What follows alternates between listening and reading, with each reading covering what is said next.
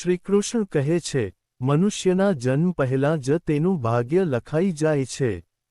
વિશ્વના સૌમ્યતમ, સૌંદર્યમય અને સર્વશક્તિશાળી દેવતા શ્રીકૃષ્ણના વચનો આજે પણ યથાવત છે. અર્થઘટન અવનવા થાય છે, ભિન્ન ભિન્ન દૃષ્ટિકોણથી સમજાય છે અને જીવનને ઉર્મી કરપે છે. આવા દ્રષ્ટાવાન ભગવાન શ્રીકૃષ્ણ એવું સ્પષ્ટપણે કહે છે કે મનુષ્યના જન્મ પહેલાં જ તેનું ભાગ્ય લખાઈ જાય છે. પરંતુ આ વિધાનનો અર્થ શું? શું આપણે નિર્ભર છીએ, કે પછી આપણા હાથમાં પણ કંઈક છે? ભાગ્ય એટલે જીવનના એવા સંજોગો જે માનવના નિયંત્રણ બહાર હોય. જેમ કે ક્યાં જન્મ લઈશું, કોણ માતા પિતા હશે, કોના ઘરે જન્મશું, આ બધું નક્કી હોય છે. પરંતુ શું કરવું એ આપણા હાથમાં હોય છે. ભગવાન શ્રીકૃષ્ણ ભાગ્યને એક પ્રારબ્ધ કર્મ કહી ઓળખે છે કે જે ભવિષ્ય નિર્ધારિત કરે છે ભૂતકાળના સંસ્કારોથી. શ્રીમદ્ ભગવદ્ ગીતા ભાગ્ય અને કર્મનું સંતુલન. ભાગ્ય અને કર્મ એક જ રથના બે પૈડા છે. શ્રીકૃષ્ણ ગીતામાં કહે છે, કર્મણ્યેવાધિકારસ્તે મા ફલેષુ કદાચન. અર્થાત, તને ફક્ત કર્મ કરવાનો અધિકાર છે, ફળ પર નહીં. આનો અર્થ થાય છે કે ભવિષ્ય નક્કી હોય પણ તે બદલાઈ શકે છે જો કર્મ સદ હોય. જન્મ પહેલાં લખાય છે ભાગ્ય. આ શાસ્ત્રનું સૂત્ર કેમ? જેમ કોઈ સિનેમાની સ્ક્રિપ્ટ શૂટિંગ પહેલાં લખી દેવામાં આવે છે, તેમ મનુષ્યનો જીવનપટ પણ તેના પૂર્વજન્મના કર્મો પ્રમાણે રચાય છે. પ્રારબ્ધ ભજ્યતે ધ્રુવમ. પ્રારબ્ધ એટલે લાયકાત પ્રમાણે મળેલી જિંદગી. શ્રીમદ્ ભાગવદ્ ગીતા અને ભાગ્ય. શ્રીકૃષ્ણના શ્લોકોમાં છુપાયેલું તત્વજ્ઞાન. ભગવાન શ્રીકૃષ્ણ ગીતાના દરેક શ્લોકમાં માનવજાતને એક મોટો સંદેશ આપે છે. ભવિષ્ય લખાયેલું છે, પરંતુ ફેરફાર થતું રહે છે. આપણે આપણા કર્મોથી, ભક્તિથી, આત્મવિશ્વાસથી પણ લખેલું ભાગ્ય બદલવા માટે પ્રયત્ન કરી શકીએ છીએ. 3 પ્રકારના કર્મ: સંચિત, પ્રારબ્ધ અને ક્રિયમાન. સંચિત કર્મ, અનેક જન્મોના સંસ્કારનું ભંડાર. પ્રારબ્ધ કર્મ, આ જન્મમાં જે મળવાનું નક્કી છે. ક્રિયમાન કર્મ, આજના કામો, આજનો જ વળતો. મમ ધર્માન પરિત્યજ્ય મામેક શરણં વ્રજ. મારા શરણ આવે ત્યારે આ બધું દહાઈ જાય છે. શાસ્ત્રો અનુસાર 4 પુરુષાર્થ છે: ધર્મ, અર્થ, કામ અને મોક્ષ. એમાંથી કોઈ પણ વસ્તુ પર ફક્ત ભાગ્યથી આત્મવિશ્વાસ ન છોડવો જોઈએ. શ્રીકૃષ્ણ સ્પષ્ટ કહે છે, ઉદ્ધરેત આત્મના આત્માન. પોતે પોતાને ઊંચો ઉઠાવ. ભગવાન શ્રીકૃષ્ણના વચનો અને શાસ્ત્રોની સહમતિથી જન્મ પર્વ પૂર્વે લખાતો ભાગ.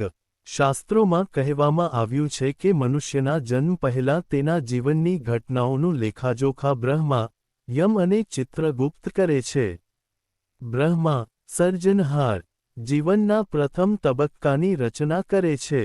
યમરાજ, મૃત્યુના દેવ, આ જીવન પછીના ભવિષ્યનો નિર્ણય કરે છે. ચિત્રગુપ્ત, દરેક જીવના કર્મોનું વૈજ્ઞાનિક પદ્ધતિથી હિસાબ રાખે છે. ચિત્રગુપ્ત પુનઃ કર્માણી લેખયન્નરાન. અર્થાત ચિત્રગુપ્ત દરેક મનુષ્યના કર્મોનો લેખાજોખો કરે છે. જન્મ પહેલાંના સંસ્કાર અને આત્માની યાત્રા. પુનર્જન્મના સિદ્ધાંત અનુસાર, કોઈ પણ આત્મા એક જન્મમાં પરિપૂર્ણ નથી થતી. તેથી ભગવાન કે શાસ્ત્રો એવું કહે છે કે જીવ આત્મા અનેક જન્મ લે છે. દરેક જન્મમાં તે સુખ દુઃખ, પુણ્ય પાપ અનુભવતો જાય છે. આ અગાઉના જન્મના સંસ્કાર અને અધૂરી ઈચ્છાઓ નવા શરીરમાં, અંતઃકરણ, સ્વરૂપે જોડાય છે. ભારતીય ઉપનિષદો કહે છે, અથમાં યથાકર્મ યથાશ્રુત. એટલે કે જન્મે જ રીતનો મળે છે કેવો પૂર્વકર્મ રહ્યો હોય. જીવન જન્મથી મૃત્યુ સુધી અને પછી ફરી જન્મ સુધી એક ચક્ર છે જેને ભવચક્ર કહેવામાં આવે છે. આ ભવચક્રમાંથી મુક્તિ મેળવવી એ અંતિમ ધ્યેય છે. જન્મા તવ માયા મુહ્યતે. પ્રભુ, તમારું જીવન પણ માયાથી છુપાયેલું છે, તો સામાન્ય મનુષ્યનું તો કહું જ શું. જન્મનું સ્થાન, કુળ અને સ્થિતિ પ્રારબ્ધથી નક્કી. શાસ્ત્રો મુજબ, કોના ઘરમાં જન્મ મળશે, ક્યાં દેશમાં અવતરણ થશે, કયો શરીબી ધનવાન કે ગરીબ મળશે? આ બધું પ્રારબ્ધ કર્મો પરથી નક્કી થાય છે. યથાકર્મ તથા જન્મ, કર્મ પ્રમાણે જ જન્મ મળે છે. ભગવાન શ્રીકૃષ્ણ ગીતામાં પણ કહે છે, શુચિના શ્રીમતે ગેહે યોગભ્રષ્ટો અભિજાયતે. યોગી ભ્રષ્ટ થાય તો તે પણ ધાર્મિક પરિવારમાં જન્મે છે. અહીંથી સ્પષ્ટ થાય છે કે જન્મ એ ભાવિમાંથી નહીં, ભૂતકાળમાંથી આવે છે. જીવનની ઘટનાઓ દૈવલિપિ પ્રમાણે નિર્ધારિત. જ્યારે શિશુ માતાના ગર્ભમાં આવે છે, ત્યારે 9 માસ દરમિયાન દૈવી તત્વો તેનું જીવનલેખ લખે છે. આ લેખને દૈવલિપિ કહેવાય છે. નવનિધિ ઋતુ સંમિશ્રે પ્રારબ્ધ દર્શયંતી દૈવા. જન્મ પહેલાંનો સમય, ગ્રહોની સ્થિતિ, માતા પિ. જન્મ સમયના ગ્રહો જન્મકુંડળીનું મૂલ્ય. જ્યોતિષશાસ્ત્ર કહે છે કે બાળકના જન્મ સમયે ગ્રહોની સ્થિતિ એ તેના ભૂતકર્મોનું દર્શન છે. એટલે કે શનિ, રાહુ, કેતુ અવિરત કર્મદ્રષ્ટિ, ગુરુ, શુક્ર પુણ્ય અને આધ્યાત્મિક સંસ્કાર, ચંદ્ર, મંગળ મન, શક્તિ અને ભાવનાનું પ્રતિનિધિત્વ કરે છે. ગ્રહો કર્મફલદાતા હિ કર્માણામનુસારેણ. ગ્રહો એ ફક્ત કર્મોના પ્રતિફળ આપનારા દૂત છે, ન કે ભાગ્ય નિર્માતા. અહીંથી શીખવાનું છે કે ગ્રહો આપણા ભૂતકર્મોનું પ્રતિબિંબ છે, અને તેમને બદલવા માટે ભવિષ્યના કર્મ મહત્વ ધરાવે છે. આધ્યાત્મિક દૃષ્ટિકોણ ભગવાન શ્રીકૃષ્ણનું સ્વીકૃતિશીલ વિધાન.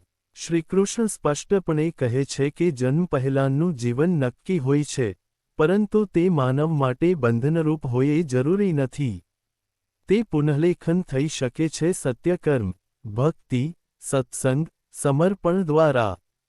તેસા સતી યોગયુક્તાના ભજતામ પ્રીતિપૂર્વકમ. દદામી બુદ્ધિ યોગતં. ભગવાન એવા ભક્તોને તે બુદ્ધિ આપે છે કે જેનાથી તેઓ મોક્ષ તરફ આગળ વધે.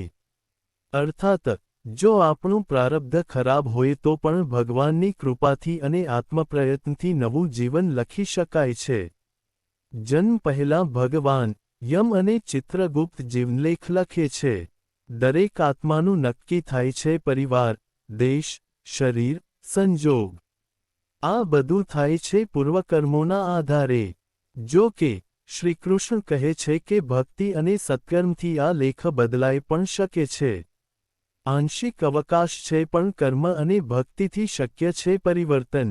શાસ્ત્રો આપણને બંધન નહીં, મોક્ષ તરફ દોરી જાય છે. જન્મ પહેલાં લખાય છે જીવન પણ શક્ય છે શ્રીકૃષ્ણના શરણે જઈને. મનુષ્યના ભૂતકર્મ અને જન્મચક્ર. શ્રીકૃષ્ણના ઉપદેશ અને શાસ્ત્રો અનુસાર કર્મ અને પુનર્જન્મનું અનુસંધાન. કર્મ એ કર્મયોગ, ભક્તિયોગ અને જ્ઞાનયોગ ત્રણેયનો આધાર છે. જીવનમાં થતું દરેક કાર્ય વિચાર પણ કર્મમાં આવે છે. ન હિ કશ્ચિત ક્ષણમપી જાતું તિષ્ઠત્ય અકર્મકૃત. અર્થાત, એક પળ પણ કોઈ કાર્ય વિના જીવતો નથી. દરેક કાર્ય આપણું સંચિત કર્મ બનાવે છે જે અનેક જન્મોની તિજોરી હોય છે.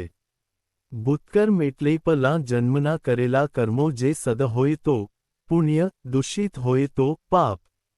યદકર્મ કૃતમત્યર્થ તદ ભવતી ભવોદયે. ભૂતકાળમાં જે કરાયું હોય તેનું પરિણામ ભવિષ્યમાં ચોક્કસ ભોગવવું પડે. કોઈએ પૂર્વજન્મમાં કઠોર વાણીથી અન્યને દુઃખ આપ્યું હોય તો આ જન્મમાં તેને તિરસ્કાર પ્રાપ્ત થાય. જેમણે ભોજન આપ્યું હોય તેઓ આજે અજાણ્યા લોકો પાસેથી સહારાનો અનુભવ કરે છે. કર્મના 3 પ્રકાર અને તેમનો જન્મ પર પડતો પ્રભાવ. ક્રિયમાન કર્મોના આધારે સંચિત નાશ પામે છે. અર્થાત, આજે તમે જે કર્મ કરો છો તે તમારું મોટું ભવિષ્ય લખી શકે છે. પાતક નાશ પણ શક્ય બને. જન્મચક્ર આત્મા કઈ રીતે ભવચક્રમાં પડે છે? આ આત્મા અવિનાશી છે. શરીર બદલાય છે ને અવિચલિત આત્મા નવા શરીરમાં પ્રવેશ કરે છે. આ આત્મા પોતાના સંસ્કાર, ઈચ્છા અને કર્મોની પાંજરે બંધાયેલ હોય છે. વાસાંસી જીર્ણાની યથા વિહાય, તથા શરીરાની વિહાય જીર્ણાની, અન્યાની સંયાતિ નવાની દેહી. અર્થાત આત્મા જૂના શરીરને ત્યાગે છે અને નવા શરીરમાં પ્રવેશ કરે. સ યથાકર્મ યથાશ્રુત ચ. જેમ કરેલું હોય તેમ જન્મ મળતો હોય છે. યથા કૃષ્ણમ પૃષ્ણમ વા વસ્ત્રમપરિધાયા પુણ્યપાપમેવ મેતત. ભૂતકર્મ પ્રમાણે દેહ મળે છે શ્યામ કે સફેદ વસ્ત્ર જેવી અંદરની પાપ પુણ્ય દશા છે તેમ શરીર મળે છે. જન્મ પશ્ચાત દુઃખ કે સુખ ભૂતકર્મની પ્રતિછાયા. આજનું દુઃખ કે સુખ તે ભવનો ભાગ્ય છે, પરંતુ એ અધૂરું સત્ય છે. તે તમારા ભૂતકર્મોની સફર છે. સખદુઃખે સમે કૃત્વા લાભાલાભો જયાજયું. સુખ અને દુઃખ બંનેને સમાન દૃષ્ટિએ જોવો જોઈએ, કારણ કે બંને તમારા ભૂતકર્મોનું પરિણામ છે. ન સજા છે, ન પુરસ્કાર, માત્ર અનુભવ છે. શું ભૂતકર્મોથી મુક્તિ શક્ય છે? હા, ભગવાન શ્રીકૃષ્ણ ગીતામાં સ્પષ્ટ કહે છે, સર્વધર્માન પરિત્યજ્ય મામેક શરણં વ્રજ ત્વાં સર્વપાપેભ્યો મોક્ષયિષ્યામિ મા શુચઃ. જ્યારે માનવ શ્રદ્ધાથી ભગવાનના શરણમાં જાય છે, ત્યારે એનું દરેક પાપ, ભૂતકર્મ ગુનાહો પણ દહાઈ જાય છે. ભક્તિ અને જ્ઞાનનું દીપક ભૂતકર્મોને ધુમ્મસ બનાવી નાખે છે. સત્કર્મ અને પરોપકાર જીવનમાં પ્રકાશ ફેલાવે છે. શ્રીકૃષ્ણનું અંતિમ વિધાન ભવિષ્ય તો લખાય છે આજથી. ભાગ્ય લખાયેલું છે પણ કલમ તમારી હાથમાં છે. ભૂતકર્મ છે પણ નવા કર્મો તેની ગતિ બદલી શકે છે. ભક્તિ કર, કર્મમાં નિષ્ઠા રાખો, સુખદુઃખ સંભાવથી સ્વીકારો, અને હંમેશા આત્માનંદમાં સ્થિર રહ. સારાંશ: ભગવાન કહે છે ભૂતકર્મ છે, પણ ભાગ્ય તમારું છે. ભૂતકર્મ જન્મ પહેલાં જીવન નિર્ધારિત કરે છે. જીવનમાં મળતું દરેક સંજોગ એ કોઈ અદૃશ્ય સંસ્કારનું પ્રતિબિંબ છે. ભગવાન શ્રીકૃષ્ણના ઉપદેશ પ્રમાણે આપણે કર્મથી પણ લેખન કરી શકીએ છીએ. ભક્તિ, સત્ય, સેવા અને શરણાગતિ વડે પુનર્જન્મ ચક્રમાંથી મુક્તિ મેળવી શકાય છે.